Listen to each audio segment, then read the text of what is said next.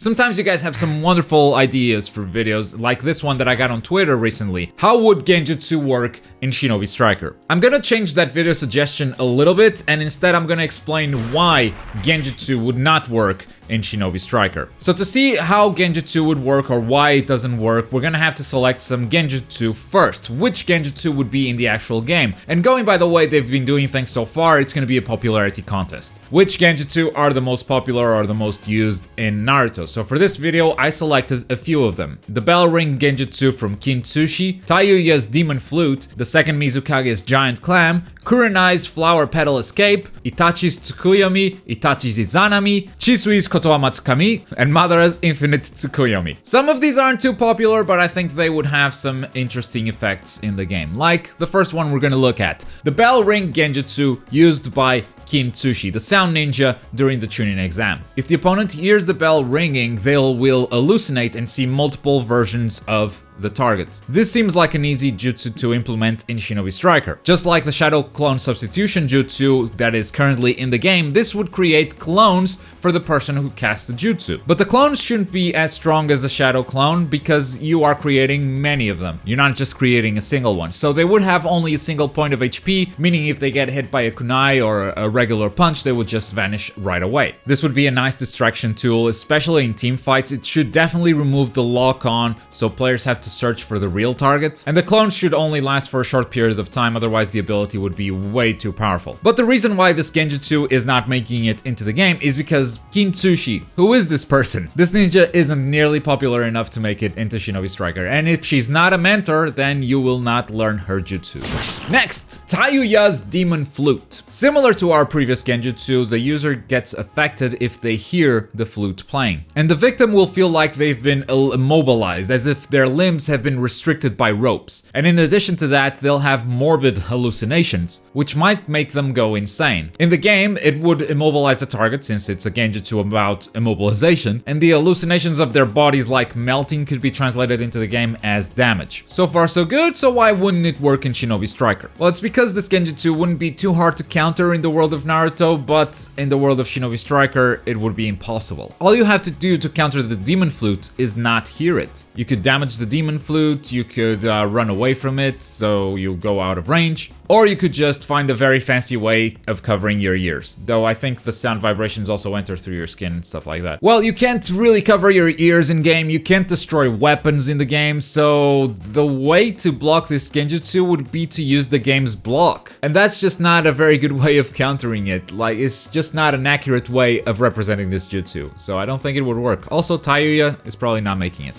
Next, the second Mizukage's Giant Clam. I would absolutely love to see this one in the game, as I think we've got some pretty interesting idea on how this would work. So the Giant Clam is first summoned by a user, in this case the second Mizukage, and it produces a mist that can create different mirages. This would hide the user who summoned the clam, and can also create fake versions of themselves using these same mirages. So if you're fighting against someone who has summoned the Giant Clam, first you gotta find the clam, destroy it, and only then can you attack the player. This is an interesting concept that I think translates pretty well into the game. In the game, the player would summon the clam in any location that they want, and if they're close enough to the clam can then create illusions and can make the players invisible. Something that could be countered by the Byakugan, for instance, something that would make that ability actually useful, you know? The jutsu would stay active until the clam itself would be destroyed, which seems like a very powerful thing, so maybe this would need to be a secret jutsu. And the only reason I don't think this will come to Shinobi Striker is because with this limited roster, again, I don't think the second Mizukage will make it into the game.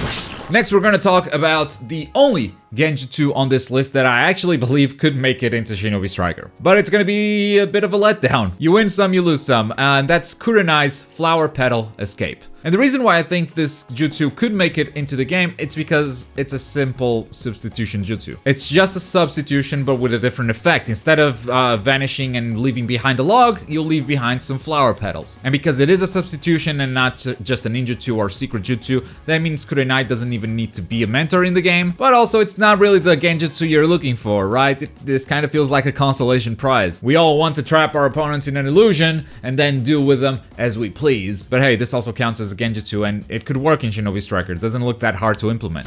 Alright, we finally reached Itachi. So how would Tsukuyomi work? Itachi's Tsukuyomi trapped Kakashi inside his own head for 3 days, during which he was tortured by swords constantly stabbing him. But while Kakashi spent these whole 3 days inside this illusion, only 1 second had passed in the real world. How the hell do you put this into a game? Easy, you activate your ability, and if you hit the enemy player, the screen goes dark like the Genjutsu. Their character is transported to a different lobby where they have to remain for 3 days in the real world, during which time they can't play Shinobi Striker because that character is trapped in a different lobby.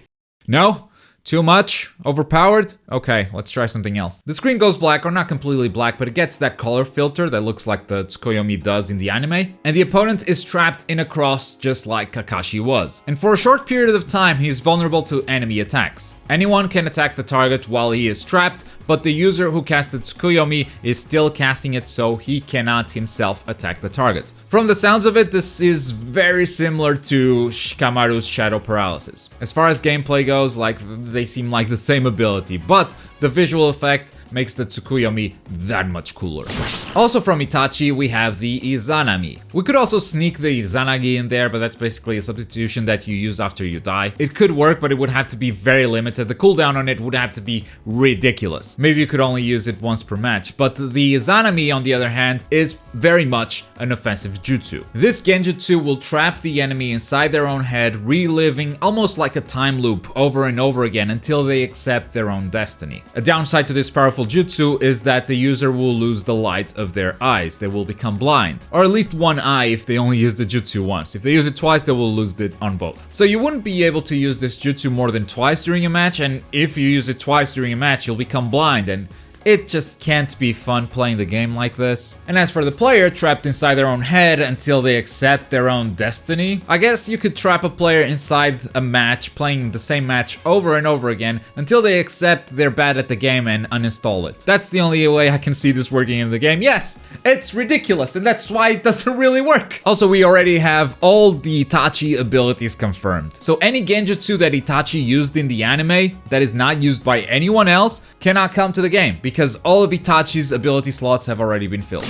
So with that, let's move on to another Uchiha that has not been confirmed to be in the game yet. Shisui's Kotowa Matsukami. This Genjutsu allows Shisui to manipulate the target, and the target doesn't know they're being manipulated. This is some Inception type stuff. Shisui shows him some false memories, implants some ideas, and then the target just thinks, oh yeah, I came up with this myself, I'm gonna do this. It's the ultimate manipulation technique. So this should be a secret jutsu in the game, as Itachi himself said that this jutsu can only be used once every decade. But how do you manipulate players without them knowing in a PvP match? Do you make the player's allies look like enemies, so the player starts attacking their own team? It's pretty hard to do that without the player noticing, at least if they're a little bit experienced, like they'll see that coming. So this jutsu wouldn't really work even if Shisui makes it into the game. Finally, Madara's Infinite Tsukuyomi. Put everyone in the entire planet to sleep.